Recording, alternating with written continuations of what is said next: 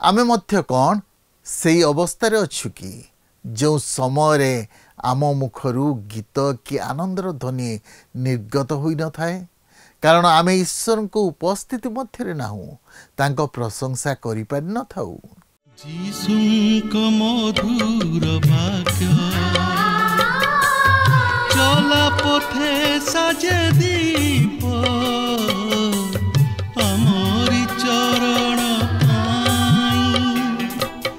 अलिभा आलोक देई जीवनर प्रतिपदे जीवनर प्रतिपदे बढ़ाए से सत्य पथे पथ प्रदर्शिका से जे पथ प्रदर्शिका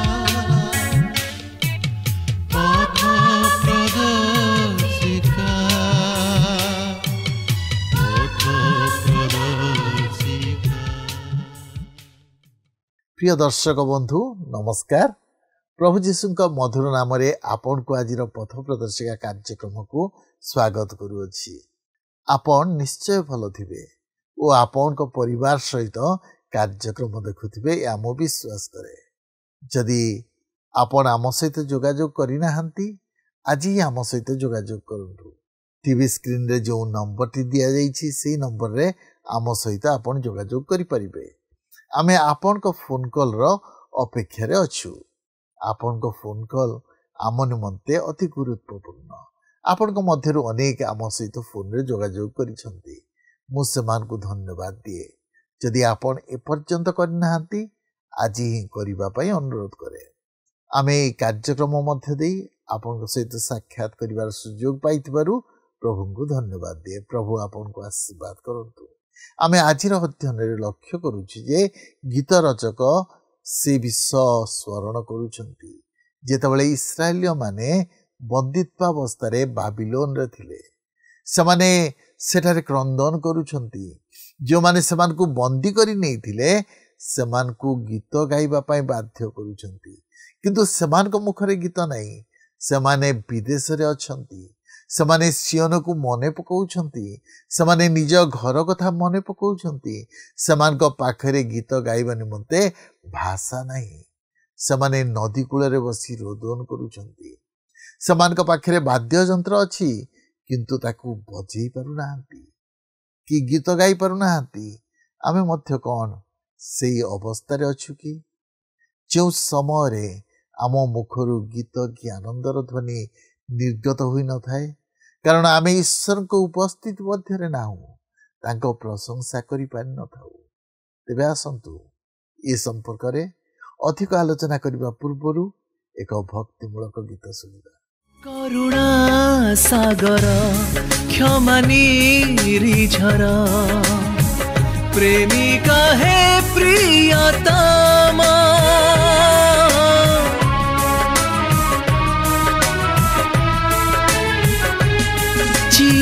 चिरमधुमय जीशु तुम नाम पापीर मुक्ति धाम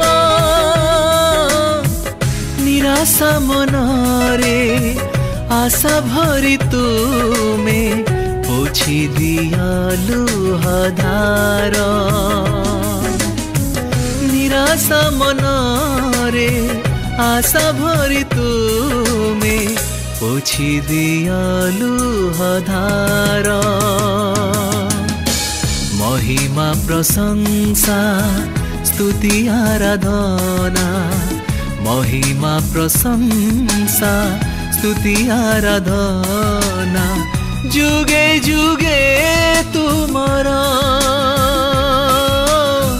जुगे जुगे तुमरा।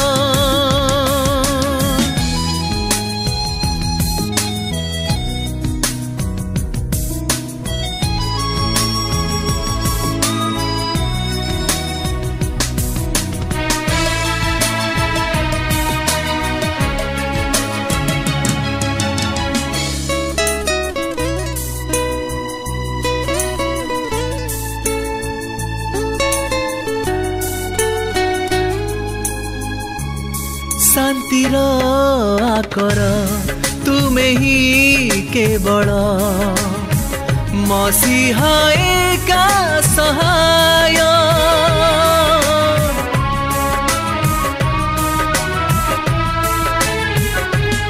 ଜୀବନ ପଥରେ ପ୍ରତିଟି କ୍ଷଣରେ ଆସନ୍ତୁ ତାହେଲେ ବର୍ତ୍ତମାନ ଆମେ ପ୍ରଭୁଙ୍କର ବାକ୍ୟ ମଧ୍ୟକୁ ଯିବା। ଆଜି ଆମେ ଗୀତ ସଂହିତା 137 ପର୍ବକୁ ନେଇ ଅଧ୍ୟୟନ କରିବା ନିମନ୍ତେ ଯିବା। ଏହି ଗୀତ 137 ପର୍ବର ମୁଖ୍ୟ ପ୍ରସଙ୍ଗ ହେଉଛି ଏକ ଅପରିଚିତ ଦେଶରେ ପ୍ରଭୁଙ୍କର ଗୀତ ଗାୟନ। ଏହି ଗୀତଟି ଏକ ଅଭିଶାପ ବା ଅମଙ୍ଗଳଜନକ ପ୍ରାର୍ଥନା। ଏହି ପ୍ରାର୍ଥନାଟି ଅଭିଶାପ ବା ଅମଙ୍ଗଳ ଉଚ୍ଚାରଣ କରେ। ତେଣୁକରି ଏହି ଗୀତର ପ୍ରକୃତ ଭାବ ବୁଝିବା ସମସ୍ତଙ୍କ ପ୍ରତି ସହଜ ନୁହେଁ। ମାତ୍ର ଏହାର ବାସ୍ତବ ଅର୍ଥକୁ ତଥା ଉଦ୍ଦେଶ୍ୟକୁ ବୁଝିବା ପାଇଁ ହେଲେ ଆମମାନଙ୍କୁ ଏହି ଗୀତଟିର ଗଭୀର ଅର୍ଥକୁ ବୁଝିବାକୁ ହେବ ଓ ଏହାର ଐତିହାସିକ ପୃଷ୍ଠଭୂମି ପ୍ରତି ଦୃଷ୍ଟି ଦେବାକୁ ହେବ। ଏହାକୁ ଭଲ ଭାବେ ଶୁଣିବାକୁ ହେବ। ତାହେଲେ ଆମେ ଏହି ଗୀତଟିର ପ୍ରକୃତ ଭାବକୁ ବୁଝିବା ନିମନ୍ତେ ସମର୍ଥ ହୋଇପାରିବା।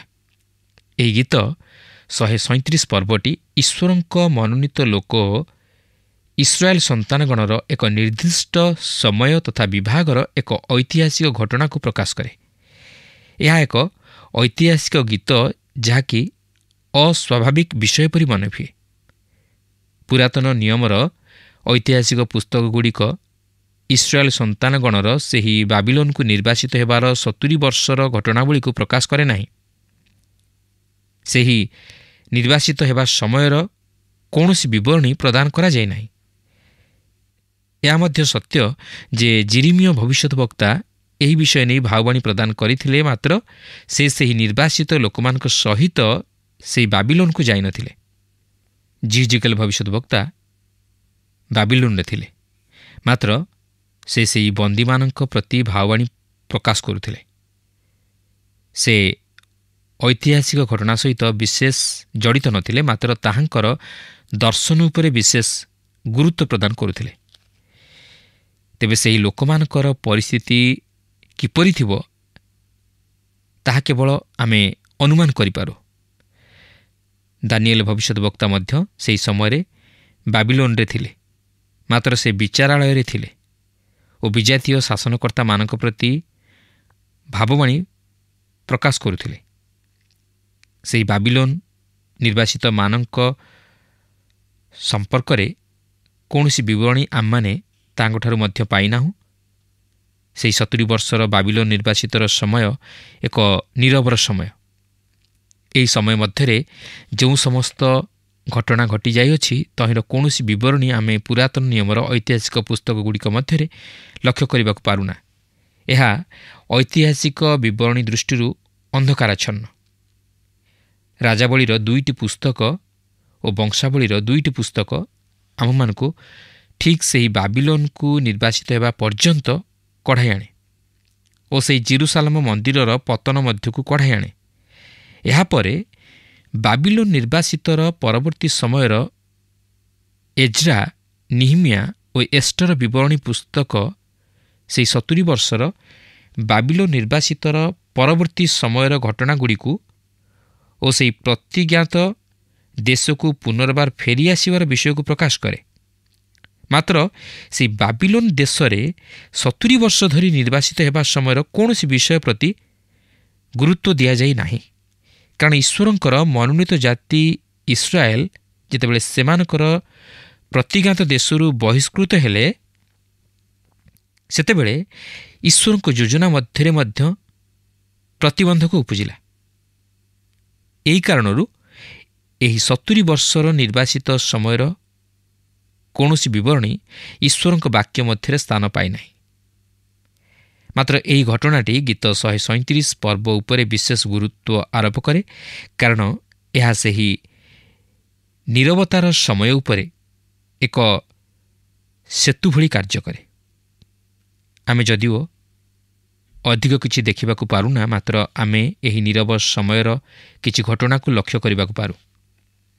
ମାତ୍ର ପ୍ରଶ୍ନ ଉଠେ, ଏପରି ଏକ ଅପରିଚିତ ଦେଶରେ ଆମେ କିପରି ପ୍ରଭୁଙ୍କର ଗୀତ ଗାଇବା, ଯାହାକି ଗୀତ 137 ପର୍ବର 4 ପଦ ପ୍ରକାଶ କରେ। ତେବେ ଏହାର ଉତ୍ତର ପାଇବା ସେହି ଲୋକମାନଙ୍କ ପକ୍ଷେ ଏତେ ସହଜ ନଥିଲା କି ଆଜି ଆମମାନଙ୍କ ନିମନ୍ତେ ଏତେ ସହଜ ନୁହେଁ, ଯେପର୍ଯ୍ୟନ୍ତ ଆମେ କେତେକ ସର୍ତ୍ତ ପାଳନ କରିବା ନିମନ୍ତେ ଇଚ୍ଛୁକ ହୋଇନାହୁଁ। ଗୀତ 137 ପର୍ବଟି ସେହି 70 ବର୍ଷର ନିର୍ବାଚିତ ସମୟର ଏହି ଲୋକମାନଙ୍କର ଦୁଃଖ ଓ ଈଶ୍ୱରଙ୍କ ଦୟାର ଅନୁଭୂତିର ବିଷୟକୁ ଉପସ୍ଥାପିତ କରେ। ଏହି ଗୀତରେ ଆପଣ ଏକ ତିକ୍ତ ଘୃଣାଭାବ ଓ ଗଭୀର ପ୍ରେମର ବିଷୟକୁ ଲକ୍ଷ୍ୟ କରିବାକୁ ପାରିବେ।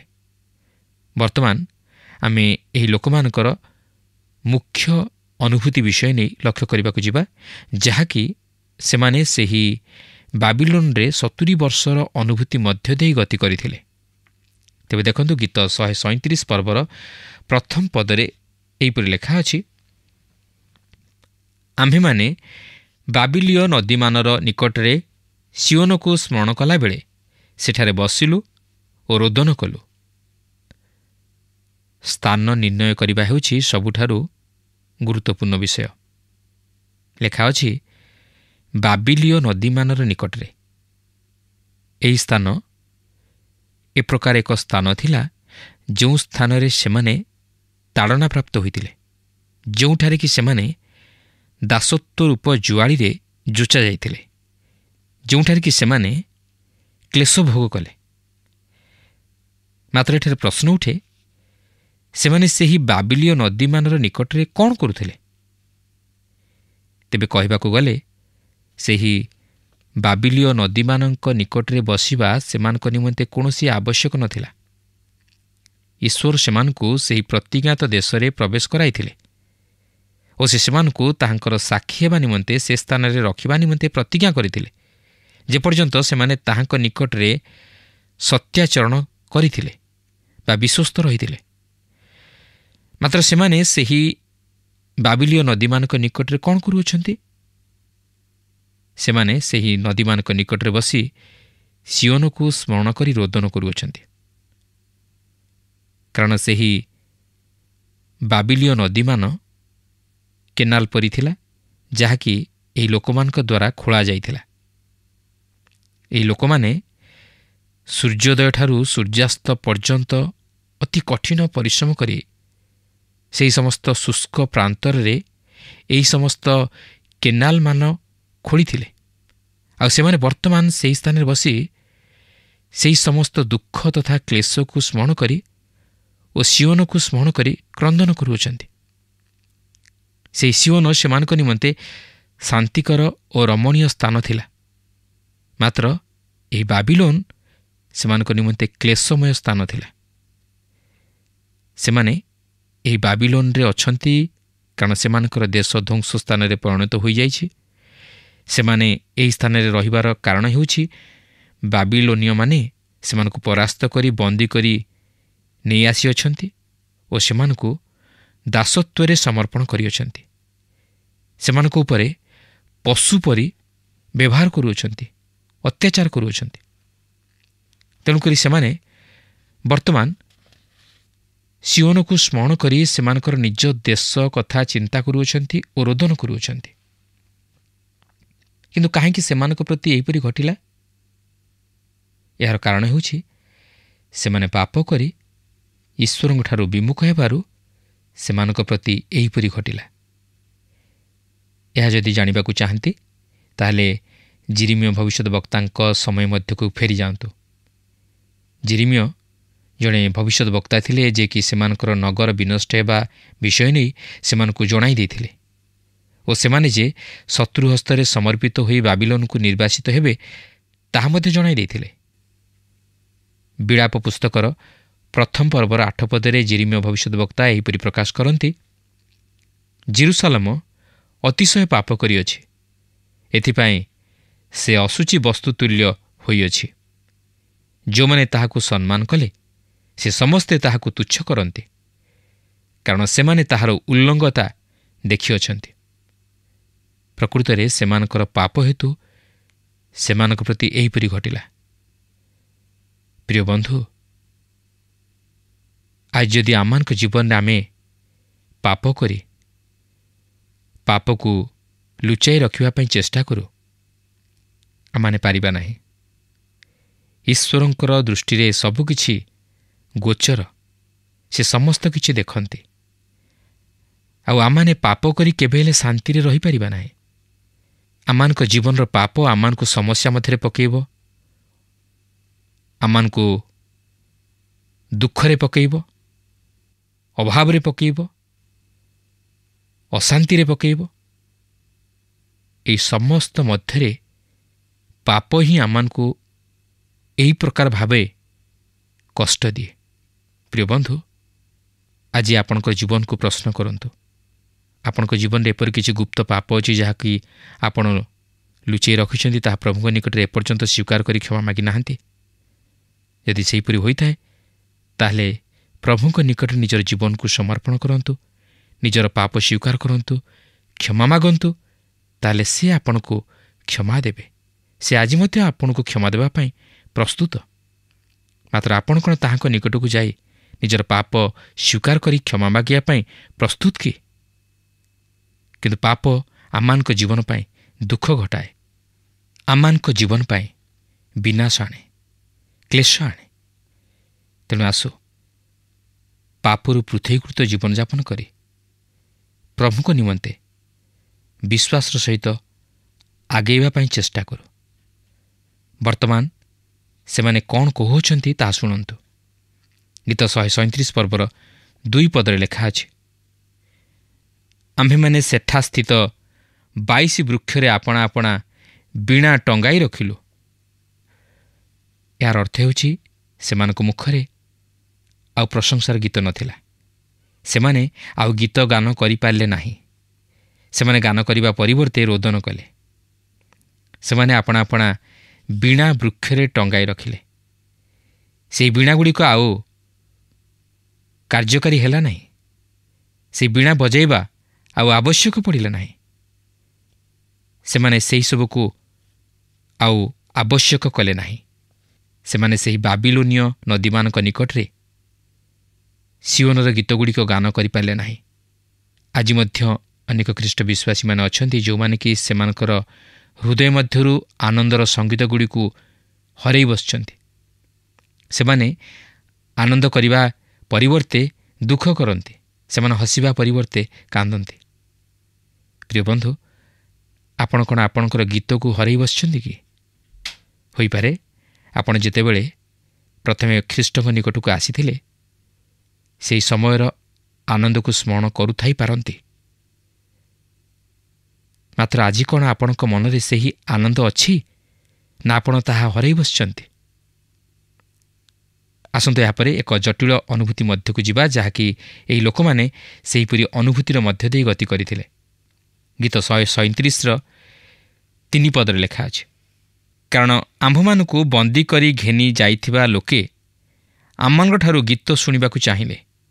ପୁଣି ଆମ୍ଭମାନଙ୍କ ଉପଦ୍ରବୀଗଣ ଆମ୍ଭମାନଙ୍କଠାରୁ ଆନନ୍ଦ ସ୍ୱର ଶୁଣିବାକୁ ଇଚ୍ଛା କରି କହିଲେ, ଆମମାନଙ୍କ ନିକଟରେ ସିଓନର ଗୋଟିଏ ଗୀତ ଗାନ କର। ଏହାର କାରଣ ହେଉଛି ଇସ୍ରାଏଲ ଜୀବନ୍ତ ଈଶ୍ୱରଙ୍କର ପ୍ରଶଂସାକାରୀ ହିସାବରେ ସମଗ୍ର ଜଗତ ନିକଟରେ ଅତି ପରିଚିତ ଥିଲେ। ଏପରିକି ବାବିଲୀୟମାନେ ମଧ୍ୟ ସେହି ଜେରୁସାଲେମକୁ ଆସି ସେମାନଙ୍କ ମୁଖରୁ ସେହି ସମସ୍ତ ପ୍ରଶଂସାର ଗୀତ ମନ୍ଦିର ମଧ୍ୟରେ ଗାନ କରିବାର ଶୁଣିଥିଲେ। ସେମାନେ ସିଓନରେ ଇସ୍ରାଏଲ ମୁଖରୁ ସେହି ପ୍ରଶଂସାର ଗୀତ ଶୁଣିଥିଲେ। କିନ୍ତୁ ବର୍ତ୍ତମାନ ସେମାନେ ସେହି ବାବିଲୋନକୁ ବନ୍ଦୀ ହୋଇ ଆସିଅଛନ୍ତି ଓ ସେହି ବାବିଲୀୟମାନେ ସେମାନଙ୍କ ମୁଖରୁ ସେହି ପ୍ରଶଂସାର ସ୍ୱର ଶୁଣିବାକୁ ଚାହାନ୍ତି। ମାତ୍ର ସେମାନେ ଆସି ଦେଖନ୍ତି ତ ସେହି ଇସ୍ରାଏଲୀୟମାନଙ୍କର ବୀଣା ବୃକ୍ଷରେ ଟଙ୍ଗାଯାଇଅଛି ଓ ସେମାନେ ପ୍ରଶଂସାର ଗୀତ ଗାୟନ କରିବା ପରିବର୍ତ୍ତେ ବିଳାପ କରୁଅଛନ୍ତି। ସେତେବେଳେ ସେମାନେ ସେମାନଙ୍କୁ ବିଦ୍ରୂପ କରି କହିବାକୁ ଲାଗିଲେ, ଆମମାନଙ୍କ ନିକଟରେ ସିଓନର ଗୋଟିଏ ଗୀତ ଗାନ କର, କାରଣ ଆମେ ଜାଣୁ ତୁମେମାନେ ଅତି ସୁନ୍ଦର ଗୀତ ଗାନ କରିପାର। ଶୁଣନ୍ତୁ ସେମାନେ କ'ଣ କହନ୍ତି। ଗୀତ 137 ପର୍ବର 4 ପଦରେ ଲେଖା ଅଛି, ଆମ୍ଭେମାନେ ବିଦେଶରେ କିପରି କରି ସଦାପ୍ରଭୁଙ୍କ ଗୀତ ଗାନ କରିବା? ସେମାନେ ଦୁଃଖିତ ହୋଇ କହନ୍ତି, आम्भेमाने आम्भमानकर गीत भूली जाइछु, आमे ताहा हराई बसिछु।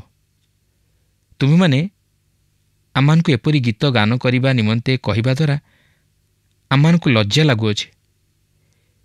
तुम्हेमाने आम्मानकु परिहास करुअछ, कारण आम्मानकर सियोन ध्वंस स्थान रे परिणत होइअछि। आमे ताहा आउ अन्य कौनसी स्थान रे गायन करिपारिबु नाही, केवल सेही सियोन रे ही गान करिपारिबु, कारण आम्माने विदेश रे अछु और आम्भे माने विदेश रे केमंत करी सदाब्रंक गीत गान करिपारिबु।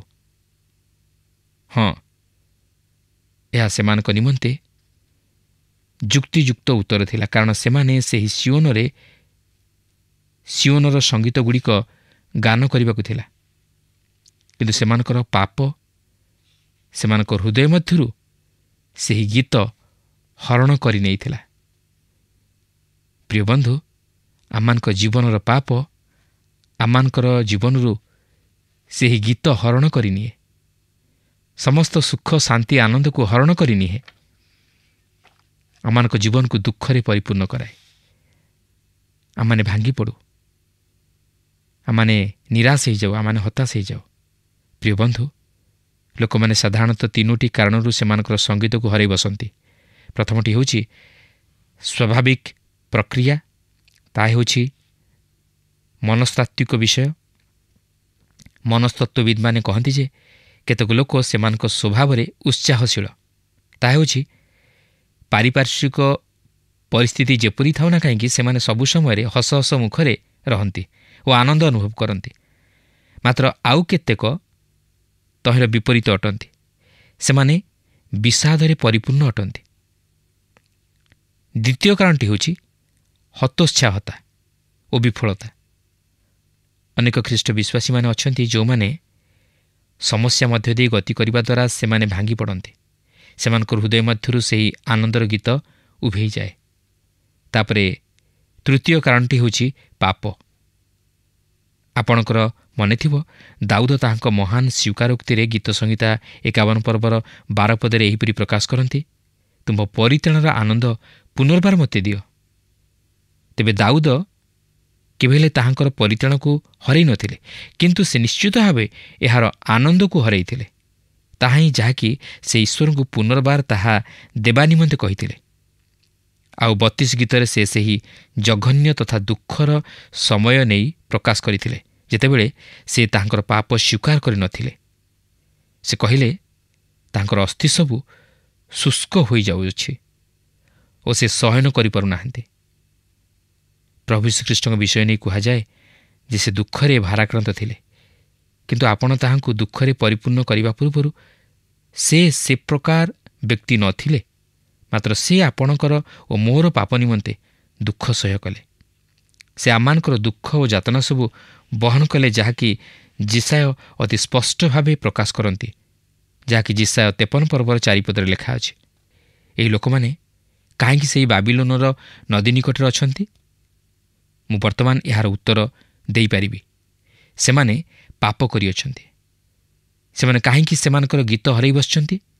सेमाने पाप कले ओ पाप आपणक ठारू आपणकर गीत हरण करिनेब। प्रिय बंधु, पाप आममानक हृदय मध्यरु समस्त सुख शांति और आनंद को हरण करिनिए। यापर आमे गौरवर अनुभूति मध्य को प्रवेश करिबा। वर्तमान लक्ष्य करंतु एही लोकमानकर गौरवर अनुभूति। गीत 137 पर्वर 5 ରୁ 6 पद मध्यरे एहीपरि लेखा अछि, हे जेरुसालेम, जेबे मु तुम्भकु पाशरे, तेबे मोर दक्षिण हस्त आपणा कौशल पाशरी जाओ। जेबे मु तुम्भकु स्मरण न करे, जेबे मु जेरुसालेम को आपणा परमानंदरु अधिक भल न मणे, तेबे मोहर जिह्वा मो मुखर तालुरे लागी रहू। यह एक अनुतापर विषय को प्रकाश करे और एक भरोसार विषय को प्रकाश करे। सेही बाबिलीय माने सेमानकु परिहास कले मध्य सेमाने हतोत्साह हेउनाहांती, मात्र अनुतापर सहित प्रभुंकर निकटवर्ती हेउअछंती और ताहांकर हेबा निमंते शपथ ग्रहण करुअछंती। ସେମାନେ ପ୍ରଭୁଙ୍କ ନିକଟରେ ଶପଥ କରି କହନ୍ତି ଯେ ସେମାନେ ଈଶ୍ୱରଙ୍କର ବଶୀଭୂତ ହେବେ ଓ ତାହାଙ୍କର ଇଚ୍ଛା ଅନୁଯାୟୀ କାର୍ଯ୍ୟ କରିବେ ଓ ସେହି ଜେରୁସାଲେମକୁ ଫେରିଯାଇ ତାହାଙ୍କର ପ୍ରଶଂସା କରିବେ। ଏହା ହିଁ ଥିଲା ସେମାନଙ୍କର ସ୍ୱୀକାରୋକ୍ତି। ପ୍ରଭୁ ପ୍ରତ୍ୟେକଙ୍କୁ ଆଶୀର୍ବାଦ କରନ୍ତୁ। ଆଶା କରୁ ଆଜିର କାର୍ଯ୍ୟକ୍ରମ ଆପଣଙ୍କୁ ନିଶ୍ଚୟ ଭଲ ଲାଗିଥିବ ଓ ଆପଣ ଆତ୍ମିକ ଜୀବନରେ ଉପକୃତ ହୋଇଥିବେ। ଆମେ ଲକ୍ଷ୍ୟ କଲୁ ଯେ ଇସ୍ରାଏଲୀୟମାନେ ବନ୍ଦିତ୍ୱ ଅବସ୍ଥାରେ ବାବିଲୋନରେ ଅଛନ୍ତି। ସେମାନେ ନିରାଶ ହତାଶ ମଧ୍ୟରେ ଅଛନ୍ତି। ସେମାନେ ନିଜ ଲୋକମାନଙ୍କ ଠାରୁ ଦୂରରେ ଅଛନ୍ତି, ନିଜ ଘରୁ ଦୂରରେ ଅଛନ୍ତି। ସେମାନଙ୍କ ପାଇଁ ଉପାସନାର ସ୍ଥାନ ନାହିଁ। ସେମାନେ କ୍ରନ୍ଦନ କଲାବେଳେ ସେମାନଙ୍କ ତାଡ଼ନାକାରୀମାନେ ସେମାନଙ୍କୁ ବାଧ୍ୟ କରୁଛନ୍ତି ଗୀତ ଗାଇବା ପାଇଁ। ଏପରି ପରିସ୍ଥିତି ମଧ୍ୟ ଦେଇ ଆପଣ କେବେ ଯାଇଛନ୍ତି କି? ନିରାଶ ହତାଶ ମଧ୍ୟରେ ଥିବା ସମୟରେ ଆମକୁ ପରିହାସ କରାଯିବ ଓ ଆମକୁ ମାନସିକ ଭାବେ ଯନ୍ତ୍ରଣା ଦିଆଯିବ। ଇସ୍ରାଏଲ ଲୋକମାନେ ସେହି ଅନୁଭୂତି ମଧ୍ୟ ଦେଇ ଯାଇଥିଲେ। ସେହି ଅନୁଭୂତିରେ ଈଶ୍ୱରଙ୍କ ଉପରେ ନିର୍ଭର କରିବା ଛଡ଼ା ଅନ୍ୟ କୌଣସି ଉପାୟ ନଥିଲା। ଆଜି କ'ଣ ଆମେ ଈଶ୍ୱରଙ୍କ ଉପରେ ନିର୍ଭର ରଖୁଛୁ କି? ଆମେ କ'ଣ ତାଙ୍କ ନିକଟବର୍ତ୍ତୀ ହେଉଛୁ କି? ଆଜି ତ ଆମ ସମୟ ଶେଷ ହେଲାଣି। ପରବର୍ତ୍ତୀ କାର୍ଯ୍ୟକ୍ରମରେ ପୁଣି ଆପଣଙ୍କ ସହିତ ସାକ୍ଷାତ ହେବ। ଆପଣଙ୍କ ଠାରୁ ବିଦାୟ ନେବା ପୂର୍ବରୁ ଆସନ୍ତୁ ପ୍ରାର୍ଥନା କରିବା। ଦୟାଳୁ ପ୍ରେମ ପ୍ରଭୁ, ଆମେ ତୁମର ଧନ୍ୟବାଦ କରୁଅଛୁ। ପ୍ରଭୁ, ତୁମେ ଆଜି ମଧ୍ୟ ଜୀବନ୍ତ। ପ୍ରଭୁ, ତୁମ ବାକ୍ୟ ଜୀବନ୍ତ। ତୁମେ ଇସ୍ରାଏଲ ଲୋକମାନଙ୍କର ସେଇ ବାବିଲୋନର ଅନୁଭୂତିରୁ ଆଜି ଆମମାନଙ୍କୁ କଥା କହିଲ। ପ୍ରଭୁ, ସେମାନେ ଦୁଃଖରେ ଥିଲେ, ନୈରାଶ୍ୟ ମଧ୍ୟରେ ଥିଲେ, କ୍ରନ୍ଦନ କରୁଥିଲେ। ପ୍ରଭୁ, ଯେଉଁ ସମସ୍ତ ଆଶୀର୍ବାଦ ତୁମଠାରୁ ପାଇଥିଲେ ସେଥିରୁ ସେମାନେ ଦୂରରେ ଥିଲେ। ପ୍ରଭୁ, ସେମାନଙ୍କ ଜୀବନରେ କେବଳ ଦୁଃଖ ନୈରାଶ୍ୟତା ଥିଲା ତାହା ନୁହଁ, କିନ୍ତୁ ପ୍ରଭୁ ସେମାନଙ୍କ ଜୀବନରେ ପ୍ରଭୁ ଏପରି ବିଷୟ ଥିଲା ଯେ ଲୋକମାନେ ସେମାନଙ୍କୁ ପରିହାସ କରୁଥିଲେ, ସେମାନଙ୍କୁ କଷ୍ଟ ଦେଉଥିଲେ, ମାନସିକ ଶାରୀରିକ ଭାବେ ମାନସିକ ଭାବେ ବିଭିନ୍ନ ଭାବେ ପ୍ରଭୁ ଯନ୍ତ୍ରଣା ଦେଉଥିଲେ। କିନ୍ତୁ ସେଇ ପରିସ୍ଥିତିରେ ସେମାନେ ପ୍ରଭୁ ତୁମ ଆଡ଼କୁ ଦୃଷ୍ଟିପାତ କଲେ, ତୁମ ଉପରେ ଭରସା ସ୍ଥାପନ କଲେ, କାରଣ ଆମମାନଙ୍କ ଭରସା କେବଳ ତୁମେ ଅଟ। ପ୍ରଭୁ, ତୁମେ ହିଁ କେବଳ ଆମମାନଙ୍କୁ ସବୁ ପ୍ରକାର ଅମଙ୍ଗଳରୁ ରକ୍ଷା କରିପାର। ପ୍ରଭୁ, ଆମମାନଙ୍କ ଜୀବନରେ ତୁମେ ଆଶ୍ଚର୍ଯ୍ୟ କାର୍ଯ୍ୟ ସାଧନ କରିପାର। ପ୍ରାର୍ଥନା କରୁଛୁ, ମୋର ପ୍ରିୟ ଦର୍ଶକ ବନ୍ଧୁଙ୍କୁ ତୁମେ ଆଶୀର୍ବାଦ କର। ସେମାନଙ୍କ ଜୀବନର ଅବସ୍ଥା ଯାହା ହେଉନା କାହିଁକି, ତୁମେ ଆଶ୍ଚର୍ଯ୍ୟ ଭାବେ ସେମାନଙ୍କୁ ଉଦ୍ଧାର କର। ପ୍ରଭୁ, ଧନ୍ୟବାଦ ଦେଉଅଛୁ, ତୁମେ ଆମମାନଙ୍କ ପ୍ରାର୍ଥନା ଶୁଣିଛ, ଉତ୍ତର ଦେଇଛ ବୋଲି ଧନ୍ୟବାଦ ଦେଇ ଏହି ସମସ୍ତ ପ୍ରାର୍ଥନା ଆମମାନଙ୍କ ନିମନ୍ତେ ପ୍ରାଣ ଦେଇଥିବା ପ୍ରିୟ ଯୀଶୁଙ୍କ ନାମରେ ମାଗିଲୁ, ଆମେନ୍। ବହୁତ ବହୁତ ଧନ୍ୟବାଦ। ପ୍ରଭୁ ଆପଣଙ୍କୁ ଆଶୀର୍ବାଦ କରନ୍ତୁ।